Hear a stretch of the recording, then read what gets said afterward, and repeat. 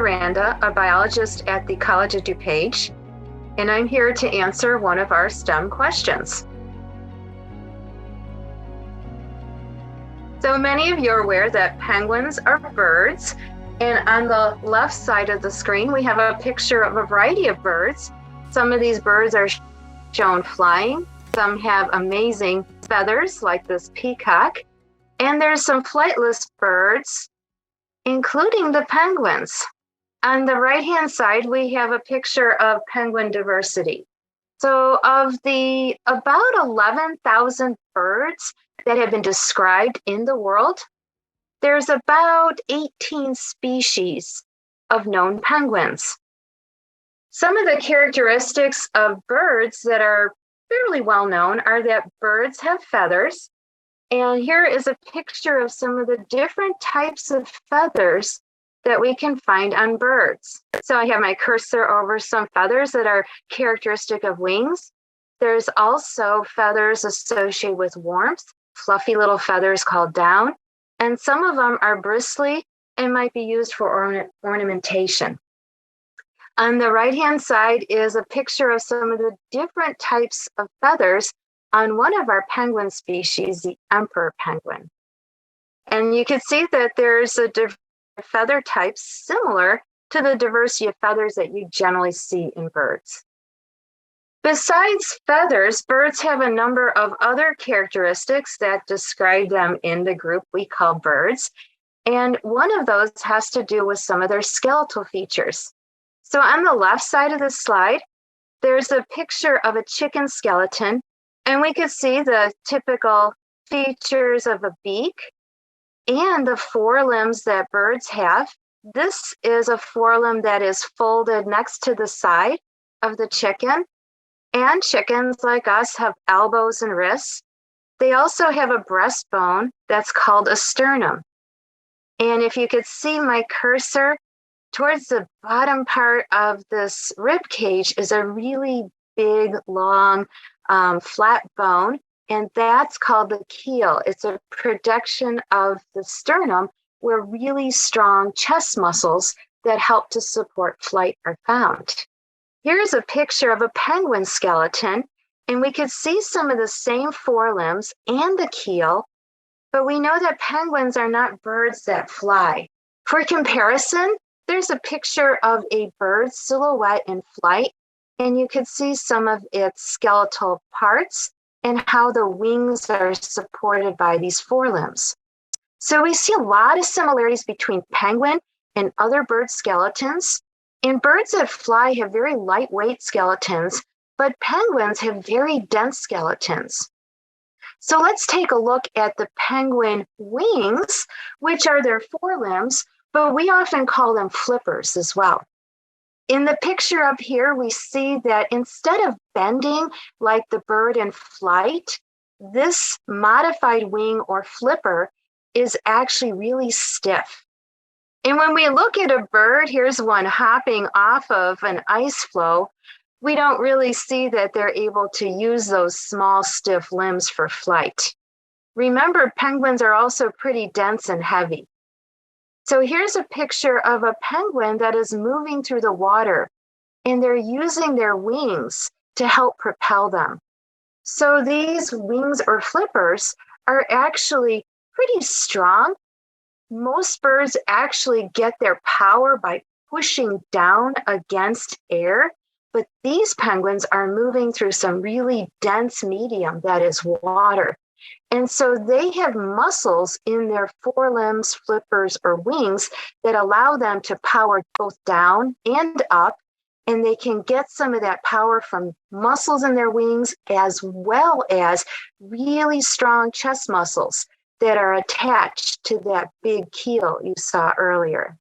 So how did penguins get the shape they did, and why do we think that they became flightless if ancestors were flying critters? So let's go back way in time, and on the left we have a picture of an artist's depiction of an early bird. This is based on fossil evidence. So going back at least 140 million years ago, we saw these dinosaur-like creatures that had feathers They had other skeletal features that were typical of what we see shared with modern birds, as well as with reptilian ancestors. And we could see that some of the feather remnants that were impressions in fossils looked a lot like today's birds' feathers, but we don't think that based on their skeleton, these animals are really able to fly well. Eventually, birds achieved flight, but some birds, like penguins or their ancestors, instead had their wings or forelimbs modified to do different things. One flightless bird that many people have an idea of what they look like is an ostrich, who runs around and gets around without flight, but using their really strong leg muscles. If we go back over 60 million years ago, on the right-hand side, we see some evidence for what early penguins or birds that really have the features of modern penguins look like. So for those of you who want a little bit more science, there's a recent article that was published this year in 2022 that shows us a little bit more about penguin evolution.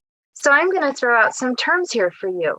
One of them is phylogeny, and that's the relationships. And shown here are relationships of known penguins based on current and fossil evidence.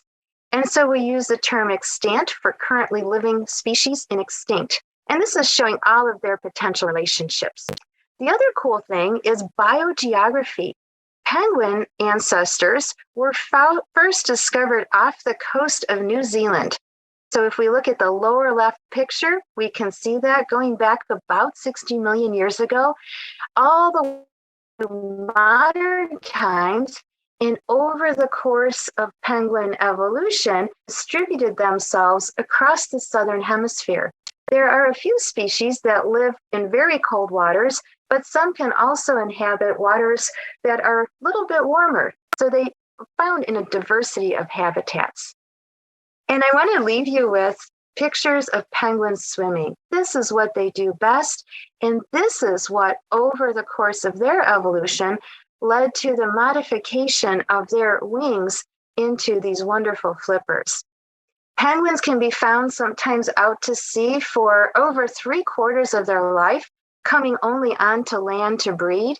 And here's a picture in the upper left of penguins that are swimming on the surface of the ocean.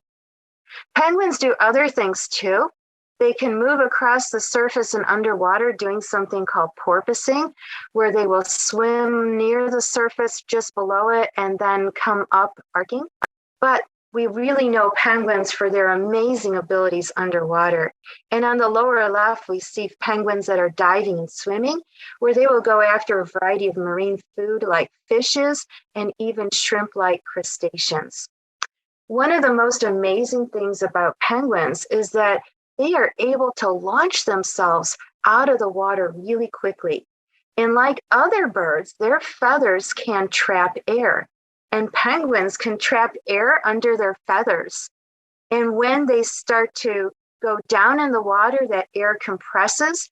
As they come up rapidly, the air expands, gives them a lot of buoyancy, and actually helps to eject or propel them out of the water really quickly. I wasn't able to show you today some videos of penguins swimming, but if you have more interest in this, there are amazing videos online that you can check out of penguins both on land and in the water, especially doing what they do best. And thanks for watching. Have you always been curious about the science around you? Submit your question and it could be featured in one of our upcoming videos. Visit cod.edu/STEM and click on So That Explains It.